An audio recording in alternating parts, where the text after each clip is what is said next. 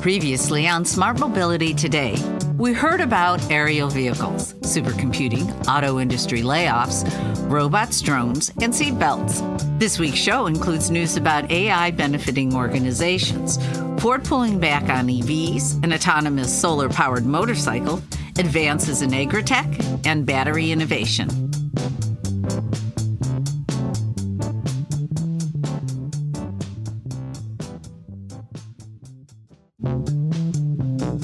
You've got something to say, and we can help you say it. Detroit Media Productions is here for your audio, photography, and video needs.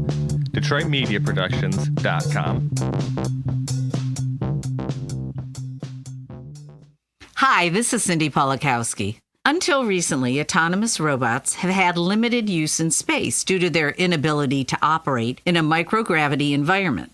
This has, for example, limited their use on the International Space Station. With the aid of artificial intelligence, a research team at Stanford can now steer a free-flying robot, setting the stage for future autonomous space missions.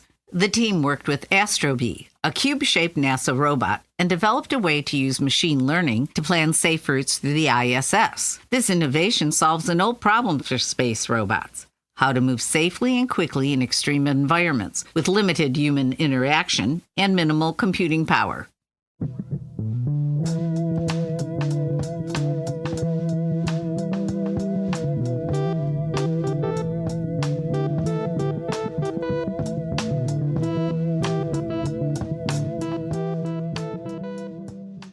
AI is also triggering an improvement in bedside manner for some veterans seeking medical care. A new tool in use at the Department of Veterans Affairs is letting doctors pay more attention to patients and less time typing notes on a device. The artificial intelligence tool listens during patient appointments and generates clinical notes. The tool, called Ambient AI Scribe, addresses a long-time issue for patients: getting real eye contact and meaningful conversation with their doctors. With positive results, the program will continue to expand throughout all VA facilities.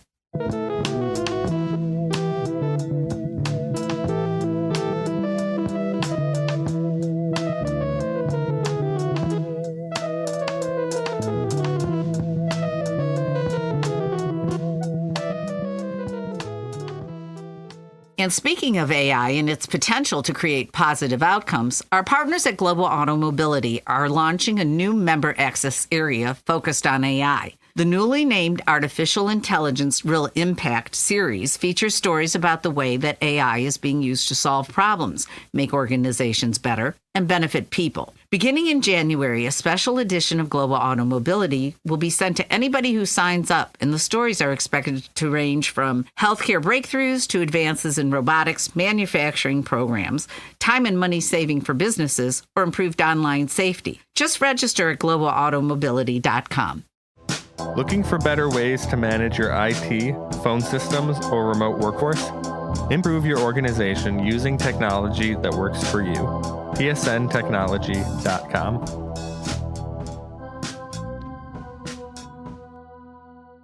Ford this week announced that it is drastically revising its EV plans and taking a $19.5 billion charge against its earnings. Even with that charge, the Detroit automaker expects a pretty good quarter thanks to strong sales of gas-powered SUVs and trucks. The news puts the F-150 Lightning on hold indefinitely. Ford subsequently announced a next-generation extended-range electric vehicle, or EREV, F-150 Lightning, featuring improved heavy-duty towing in a range of 700 miles. Demand for EVs had surged this summer due to the September expiration of a $7,500 tax credit. For Ford, that meant a sales jump of 30% in the third quarter, accounting for less than 6% of its total sales in the U.S.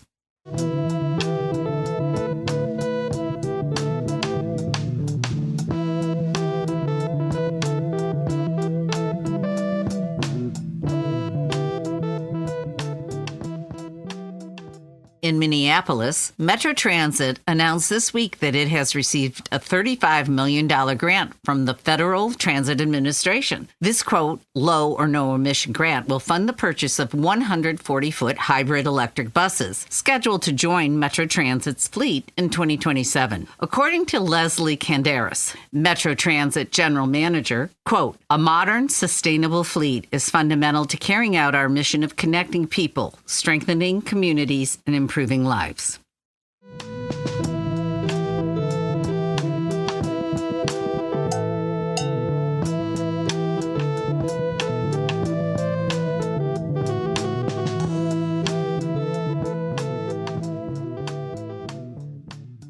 Mask Architects has introduced the Solaris, calling it, quote, the world's first solar-powered autonomous motorcycle. The vehicle is designed to operate without fuel or any dependence on the electrical grid or commercial charging infrastructure. The project is a collaboration with AQH Italy, a high-tech engineering and technology company. What is extraordinary about the Solaris is that it's the first fully self-charging mobility invention, relying on a 360-degree photovoltaic skin that captures light to create and store energy, as well as expandable wings to maximize charging when parked. Currently in the design and engineering stage, the Solaris solar-powered autonomous motorcycle does not yet have a confirmed market release date.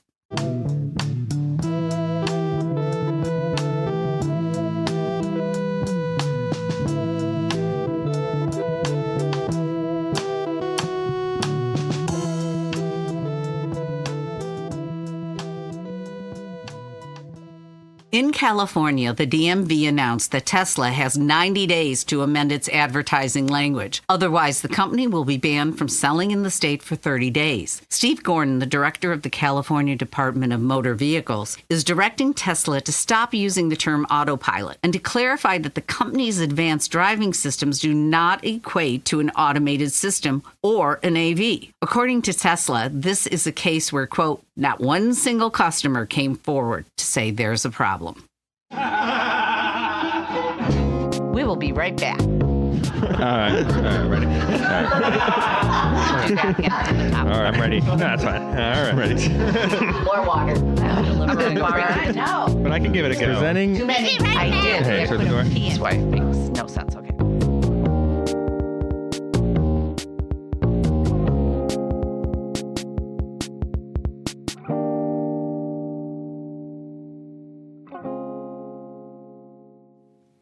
Ostemo is helping OEMs drive towards sustainability with their electrification technologies.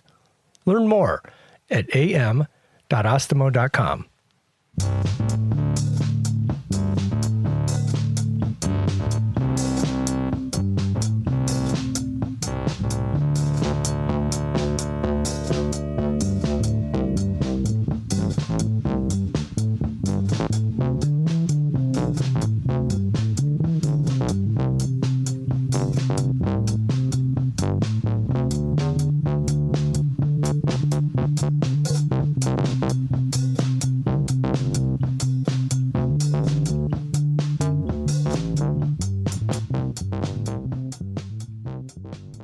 A team from the University of Pennsylvania and the University of Michigan have built a new generation of solar-powered, fully autonomous, sub-millimeter-sized robots. They can be used in applications like nanotechnology, manufacturing, and medical research, and they cost a penny each to manufacture. This innovation ends a decades-long problem. According to a statement by engineer Mark Miskin, quote, building robots that operate independently at sizes below 1 millimeter is incredibly difficult. The field has essentially been stuck on this problem for 40 years. But once you have a foundation, you can layer all kinds of intelligence and functionality.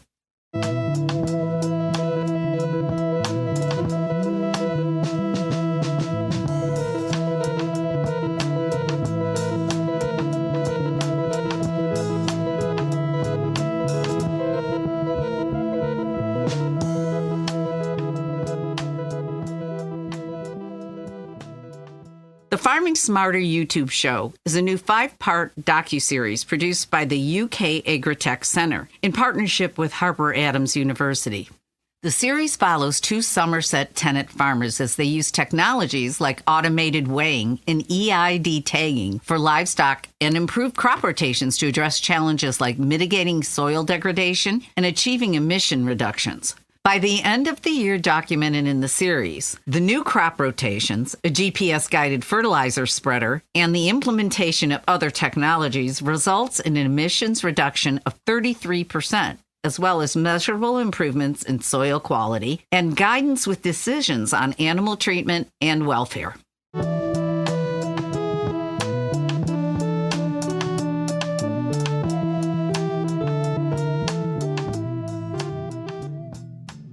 A California startup is addressing the challenge of increased power demands from sources like data centers and other strains on the power grid by building a network of home-based batteries and solar panels. With financial support from the state, some low-income homeowners can get the systems installed at no cost. This allows them to save on their electric bills and have access to backup power if the grid goes down, or pay a subscription that is still lower than current electric costs. The startup is called Haven Energy. CEO Vinny says, quote, "We're able to provide the utility a fixed dispatch or fixed capacity from those batteries. They can almost think of it as building a mini power plant exactly where they need it." Haven identifies problem areas like substations that are overloaded and then works with the utility companies to find area homeowners interested in installing new equipment at their homes.